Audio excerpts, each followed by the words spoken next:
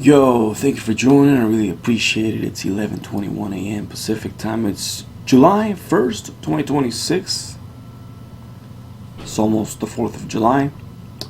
Anyways, let's begin with this awesome broadcast and let's go over the FIFA World Cup 2026. Some of the top scorers who've scored goals. You have Haaland, who plays for Norway. And then obviously you have Vinicius Jr., who plays for Brazil. You have Messi, who plays for Argentina. And you have Mbappe, who plays for France. These players, they're fairly new in some ways. They're a new generation, obviously. The only old generation, at least from my perspective, is Messi. And then you have these newer generations like Mbappe, Haaland, and you have even a newer generation with somebody like Vinicius Jr. The part of the older generation would have been Neymar. But the thing here is that Haaland right here plays for Manchester City, is a English club, and he's a really good player. He's a fast player. But the question here is, does he have the team to win the World Cup? Does he have the talent besides him? And then you have somebody like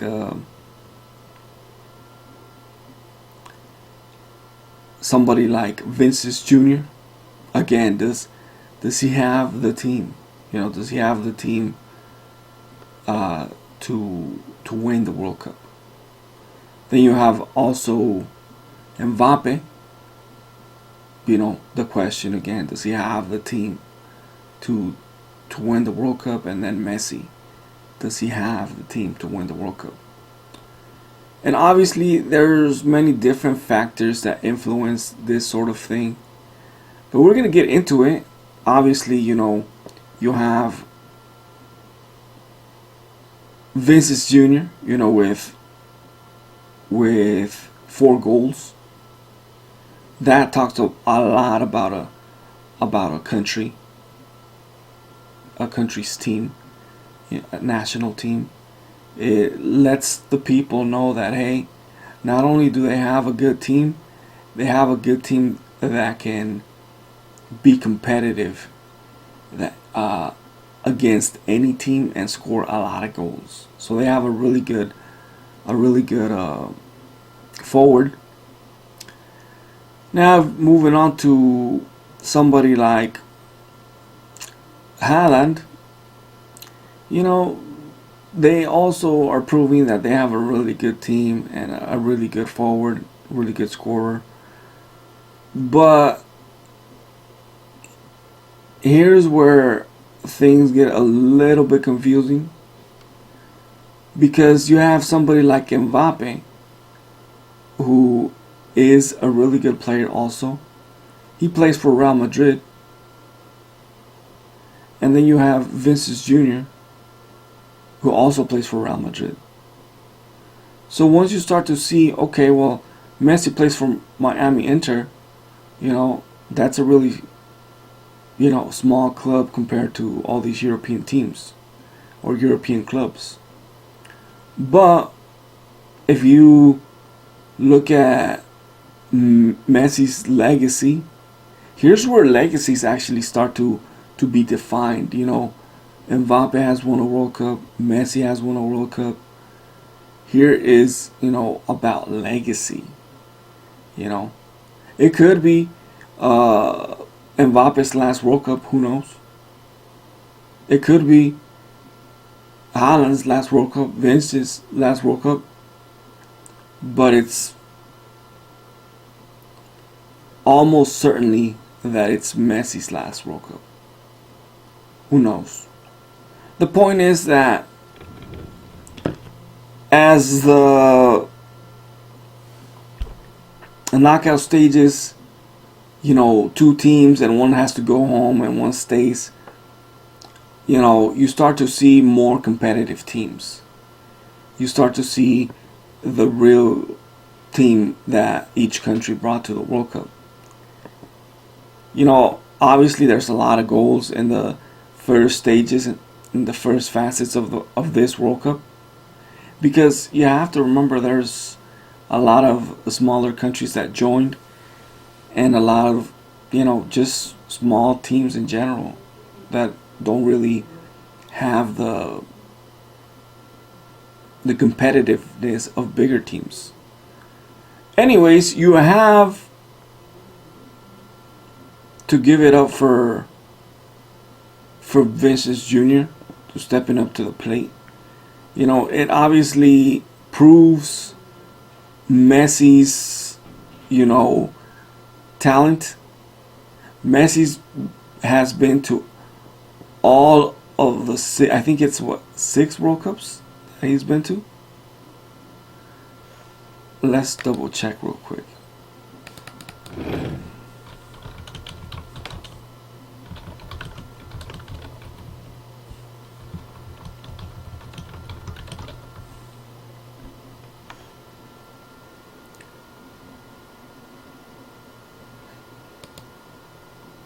So he's been to 6 World Cups. Now, here's the thing. You have somebody like Mbappe, in Real Madrid. He's really good. Somebody like Vinicius Jr. in Real Madrid. He's really good. The difference is that neither Mbappe nor Vinicius Jr. have assisted to 6 World Cups. So they don't have that kind of leadership. If Vinicius Jr. or Mbappe go to the bench, a lot of people forget about them. If Messi goes to the bench, everybody still knows who Messi is. The same thing goes for Haaland, but again, it's different generations. So, Norway, I don't think Norway has won a World Cup, to be honest with you.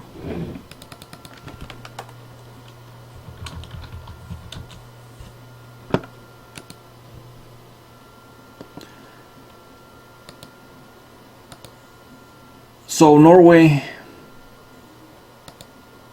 has never won a World Cup. Now here's the thing. Argentina has won a World Cup. Brazil has won a World Cup. France has won a World Cup. Multiple World Cups for Argentina and Brazil. I'm not even sure how many World Cups France has won.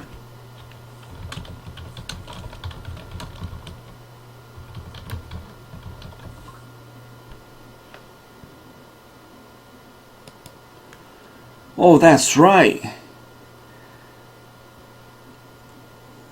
France won in 1998. The World Cup of 1998. For those of you who remember, the World Cup of 1998 was held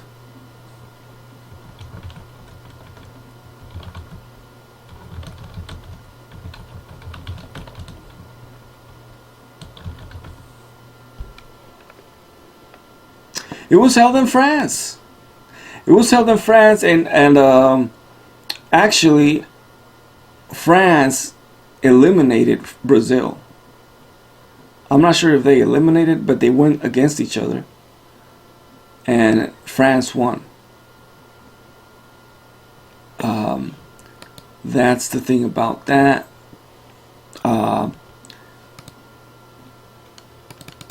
Now, who did France beat in 1998 World Cup?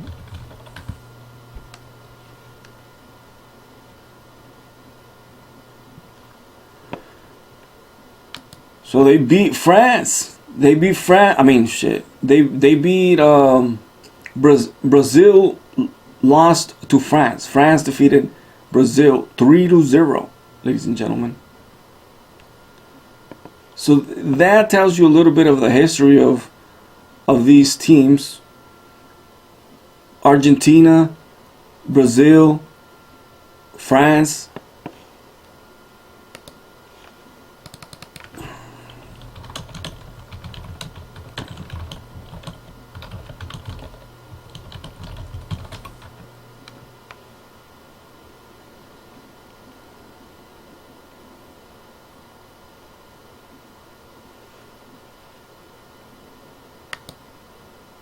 Now, Brazil has 5 World Cups.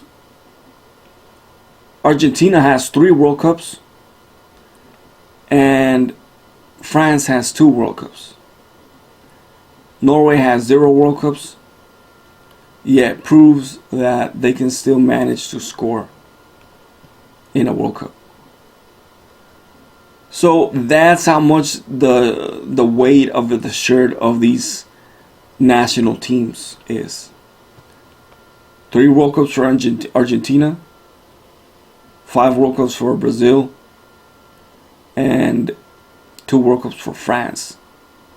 In 1998, beating Brazil in France, and then you have in 2018, again, becoming World Cup champions.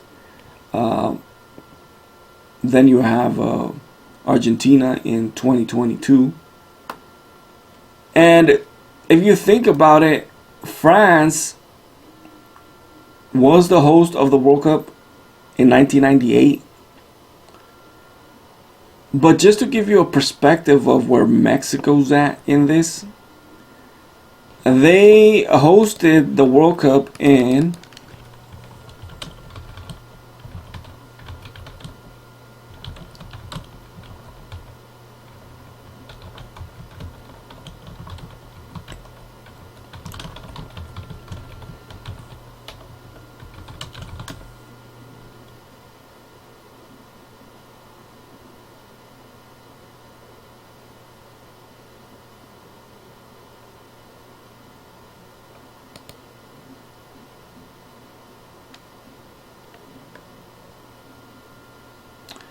in 1970, I think was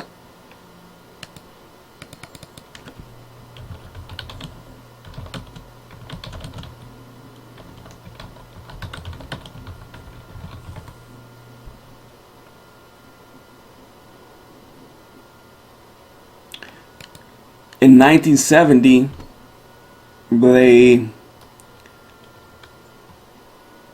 they hosted the World Cup, and in 1986 they hosted the World Cup. Now, they've never been able to go to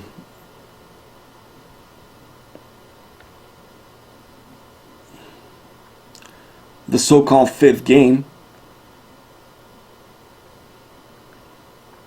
They've always stayed in quarterfinals. In 1970 and in 1986. Now, here's the thing.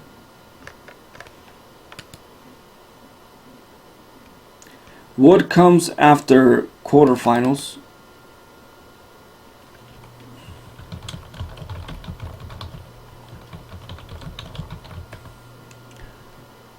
is obviously semifinals.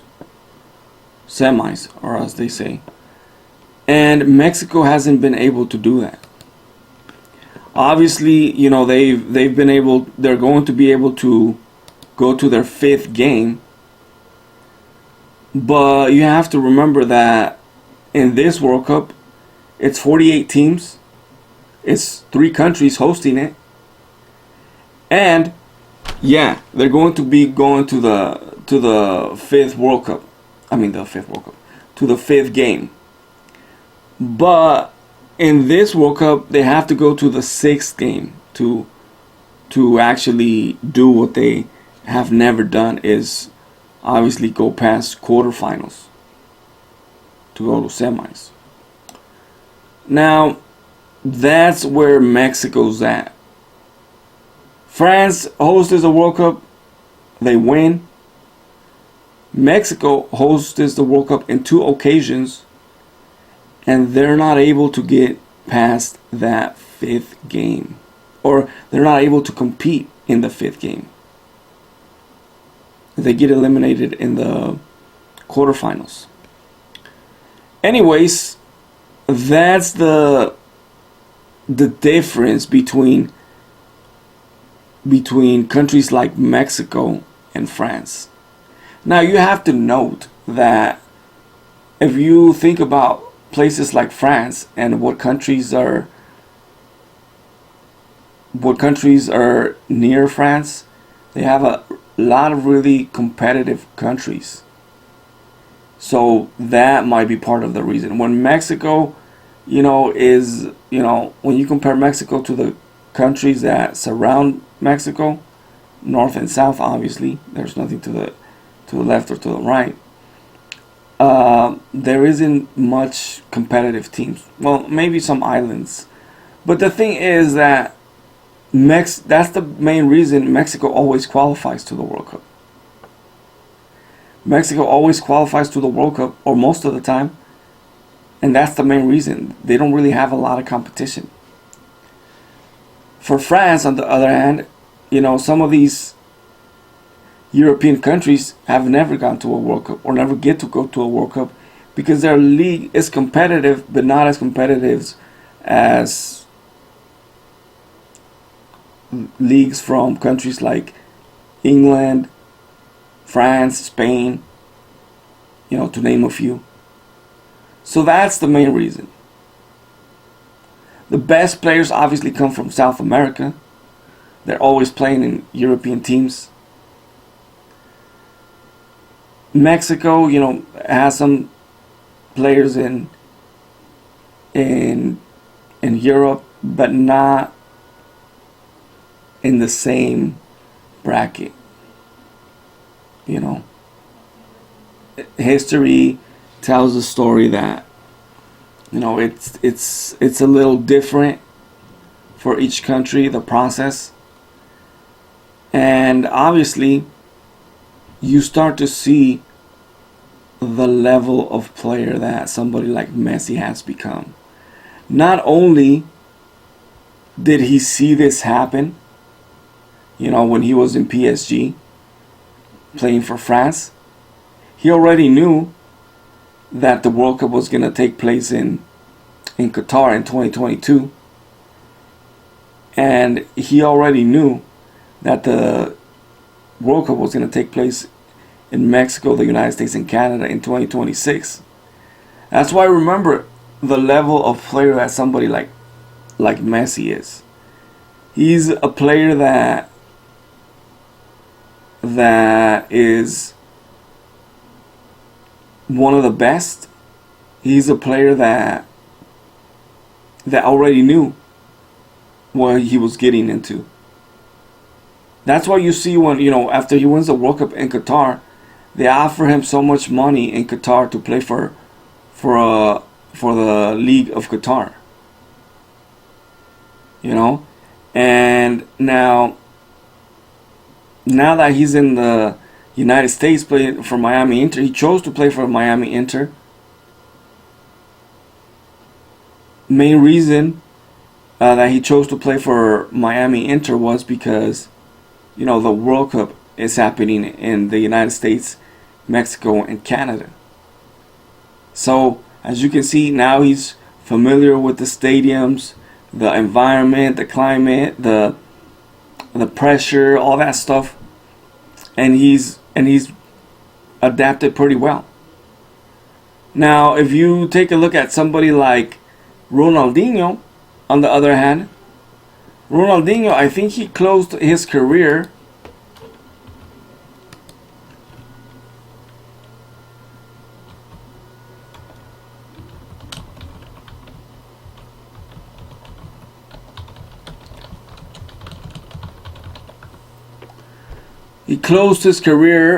playing for teams in Mexico. He played for Querétaro FC, also known as the Gallos Blancos. And he was a really good player. He was one of the best. So that's the difference, of where we're at in today's world of soccer. Somebody like Ronaldinho closes his career as a professional soccer player in Mexico.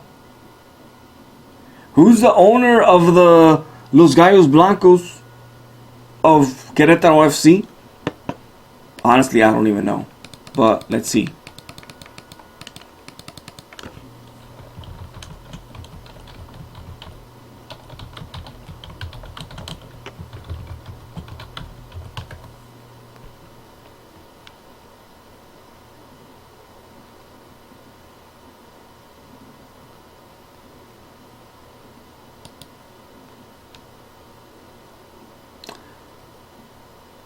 So Mark Spiegel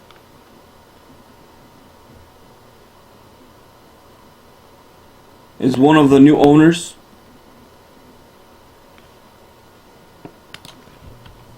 But who was the owner when Ronaldinho played there?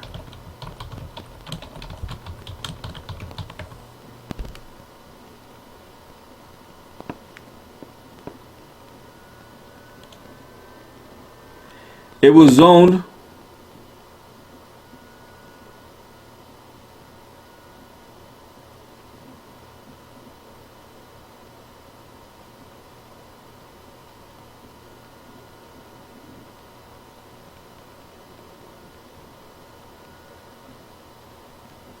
So it was owned by Grupo Imagen Multimedia, and Ronaldinho was signed by Olegario Vázquez Aldir, the CEO of Grupo Empresarial Ángeles. So there you have a little bit of what soccer was then when somebody like Ronaldinho was playing. Obviously, Ronaldinho still plays, but not in the professional leagues anymore. He still performs. Now, that just lets you know who somebody like Messi is. Messi's a really talented player who plays for Miami Inter. Who's the owner of Miami Inter?